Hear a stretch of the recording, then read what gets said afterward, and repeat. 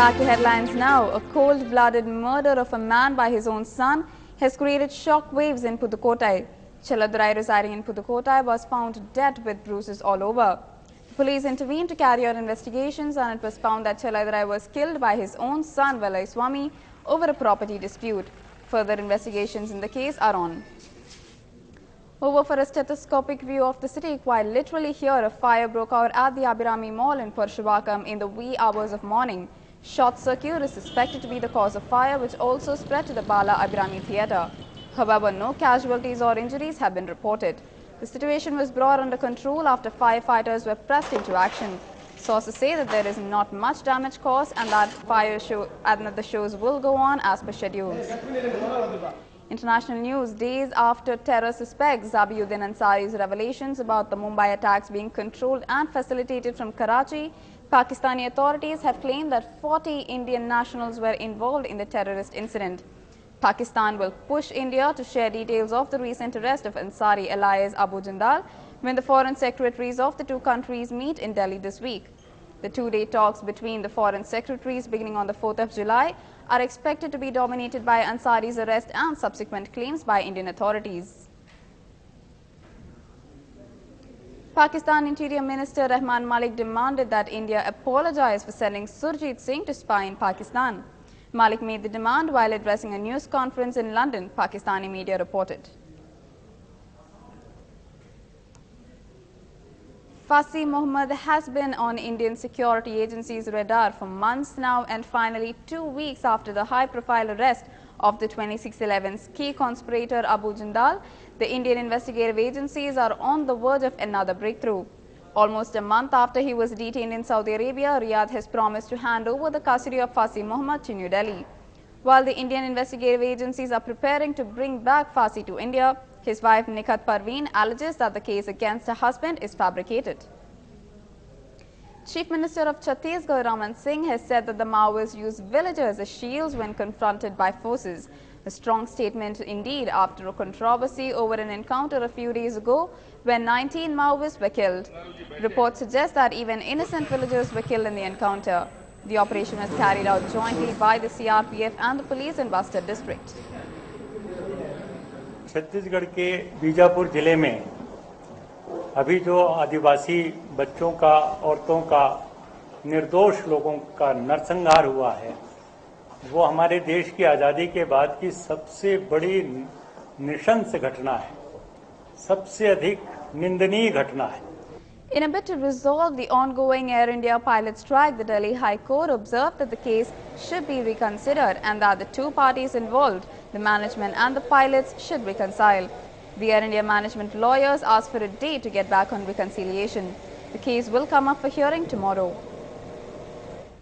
A section of Kingfisher pilots have gone on a strike in protest against non-payment of dues. Strike is having an effect on flight operations as 4 Kingfisher flights have reportedly been cancelled from Mumbai. However, Kingfisher maintains that all flights are operating on schedule. Some of its pilots and engineers had earlier gone on strike but returned to work after the management assured them of remitting the salaries. The assurance had come along with some tough talk by Malia. Prime Minister Manmohan Singh and UPA chairperson Sonia Gandhi reached the flood-hit Assam to review the situation. The two, accompanied by Assam Chief Minister Tarun Gogoi, made an aerial survey of the flood-affected areas there. Floods and landslides have left 77 people dead and 6 were reportedly missing. All 27 districts are underwater in possibly the state's worst flood in about a decade. Sonia ji and I have made an aerial survey of the flood-affected areas of Jorhat, Hemanji and Lakhimpur districts. I have witnessed the extensive damage that the floods have caused. The people of Assam are facing one of the worst floods in recent times. These floods have led to loss of lives and have inflicted considerable damage to crops, embankments, roads and other infrastructure. I have learned with great sadness that 77 people have died and 5 are missing, and more than 2,000 villages and over 19 lakh people have been affected. From the Prime Minister's National Relief Fund, an ex gratia of rupees 1 lakh rupees to the next of kin of the deceased has been announced, while the central government will decide on the exact amount of financial support to be provided to the state government after the central team submits its report.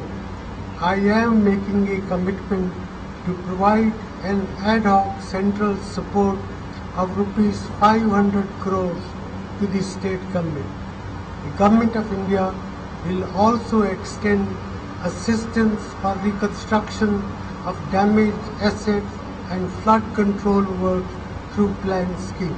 Over to the other society scam, where Ashok Chavan has hit back at the then Chief Minister Vilas Rao Deshmukh for the second time while deposing before the probe committee. The then Revenue Minister Ashok Chavan says that the letter of intent of other society marked by former Chief Minister Deshmukh said please process and put it up, and that's why it was given top priority. Earlier, Vilas Rao Deshmukh had blamed Ashok Chavan, saying he signed whatever was sent to him by the Revenue Ministry. The cross-examination, the questions on issue number 3, 4 and 5 and 8 and 9 I have completed almost. As far as the membership issue is concerned, that is issue number 6 and 10. The learned counsel appearing for Sri Ashok Chavan wanted it to be taken up at a later stage, and Mr. Chavan showed his readiness to come again for giving evidence before the commission for those issues. And therefore the commission has decided to record his evidence later on those issues. The commission had put a question about the responsibility as a CM or as a revenue minister.